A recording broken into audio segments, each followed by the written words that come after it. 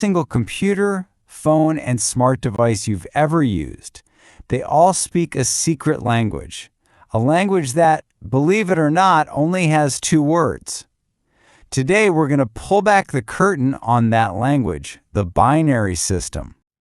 But before we dive into the computer world, let's start with something we all know, us. I want you to think about this for a sec. From the number 1 to 1,000,000 to the biggest number you can possibly dream up, how many unique symbols do we actually need to write them all down? Would you believe it? The answer is just 10.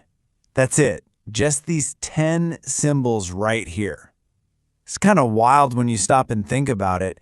Every single price, every date, every phone number is built from this one small, simple toolkit. So, this system we all learned in elementary school, it actually has a formal name. It's called the Base 10 system. And really, it's called Base 10 for the simplest reason imaginable. It's based on 10 digits. The base of a number system is just how many digits you have to play with. Okay, so let's switch gears and talk about computers. At their very core, they're way, way simpler. I mean, they don't have 10 fingers to count on, right? They just have electricity. And for a computer, that means things can only be one of two ways. A signal is either on or it's off. That's the whole universe for them. And because of that on or off simplicity, they needed a totally different language for numbers.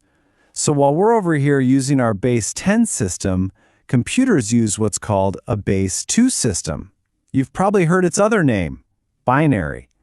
It means they only have two digits to work with, a 0, which means off, and a 1, which means on. And each one of those little guys, the zeros and the ones, has a special name. It's called a bit. Funny enough, the word is just a mashup of binary digit. A bit, that's the absolute most fundamental, tiniest piece of data a computer can possibly understand. So how in the world do you build massive, complex numbers out of just these tiny bits?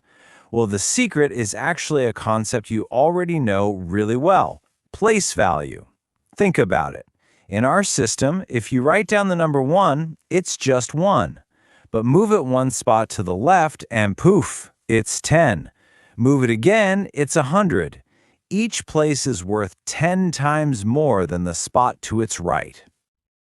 All right, so that leads us to the big question, right? If a computer only has zeros and ones, how can it possibly count past 1? How does it build up to, 1,000,000? And the answer is the exact same trick, place value. But here's the twist. Instead of each place value getting 10 times bigger, in binary, it just doubles. So you don't have a ones place, a tens place, a hundreds place. Nope. You have a ones place, a twos place, a fours place, an eights place, a 16s place. See? It just doubles every single time you move to the left. You know what's cool about this is that it makes reading a binary number way easier than it sounds. You just look at each spot, each bit. If you see a 1, you just add that spot's value to your total. If you see a 0, you just ignore it, add nothing, and move on to the next one. That's really it. Okay, let's actually try it out. 0 is, all zeros. Easy enough. To get to 1, we just flip on the 1 in the ones place.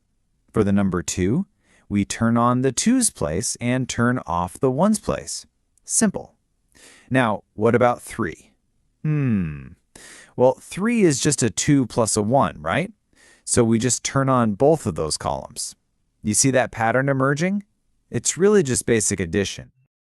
And this simple little pattern, it can just keep going and going and going with just these two rules, place value that doubles and the digits 0 and 1 A computer can write down literally any number you could ever imagine. But, okay, here's where the real magic of binary kicks in. The more places you add, the more bits you have, the bigger the numbers you can make. And it doesn't just grow a little bit at a time, it grows explosively. It's exponential. Let's take a look.